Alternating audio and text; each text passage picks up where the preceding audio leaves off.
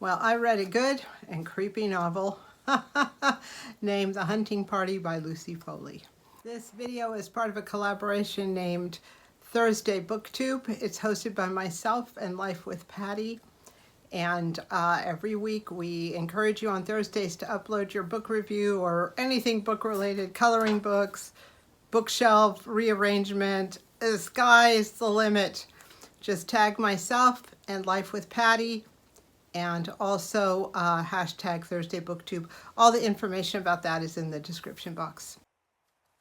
So the premise of The Hunting Party is a group of about 8 to 10 people, men and women who were in college together at some point, get together every New Year's Eve for a New Year's Eve party and reunion. They all went to school in England. They're all English, and this particular New Year's Eve they decide to go to a lodge in the Scottish Highlands, and they're kind of excited because it's nice, it's beautiful, very luxurious, and they will be pretty much the only people outside of the staff. So they can run amok and have a good old time. The only fly in the ointment is that they find a body. So we have our characters there, the students and their spouses, girlfriends, whoever, who have come to party together. There is the caretaker of the property, there is the property manager who does the cooking, and there's also a cook who is there for the first day or two of their arrival. Unexpectedly, a young couple also arrive from Iceland. They look like they are professional hikers or hunters or something, the way they're dressed. So there is a finite amount of people there, and the population stays very stable because, of course, there's a huge snowstorm. I love psychological thrillers where everyone's trapped by a huge snowstorm. You are made aware fairly early in the book that a dead body has been found on the property. They do not identify who the dead body is, who has been killed, who has killed them, what has happened. As I said, there is a finite amount of people there. There's no way to come in or out. So it's obviously one of those people, and the killer is among them.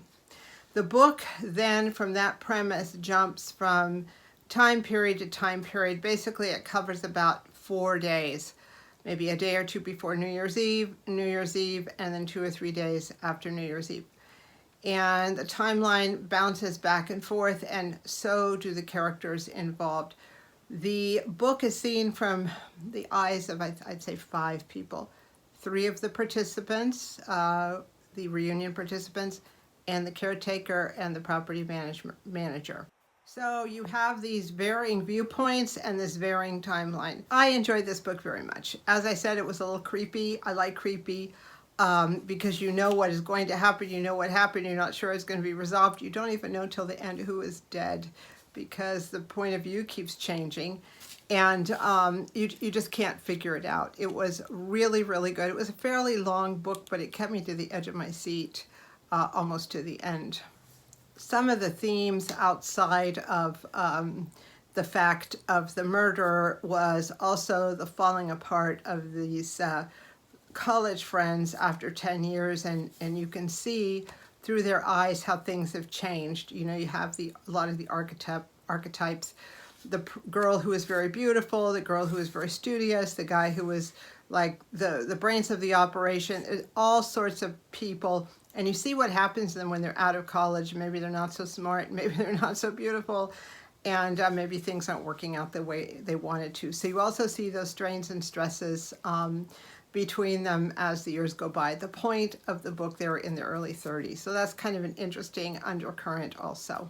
So there is an ending, there is a resolution. My only complaint about the book is that I think the ending and the resolution could have come on a little stronger. I like books that keep me absolutely riveted to the edge of my seat till the end, and I have read some of those and I enjoy them. This, it got to the end and it was just a little weak. The ending was weak, the solution to the murder was a little weak, and what happened afterwards was a little weak. I mean, I'm not saying it was bad. Somebody else might enjoy it, but I sort of hold books like this to a gold standard at this point, and it did not meet the gold standard for me for a riveting ending. I like it when even up to the last line you were on the edge of your seat, and that was absolutely not the case here. But it was a good book. It kept me going. I just read it. There were a lot of surprises, a lot of strange and interesting things happened, and I'm glad I read it. So that is my review of The Hunting Party by Lucy Foley, and thank you so much for watching.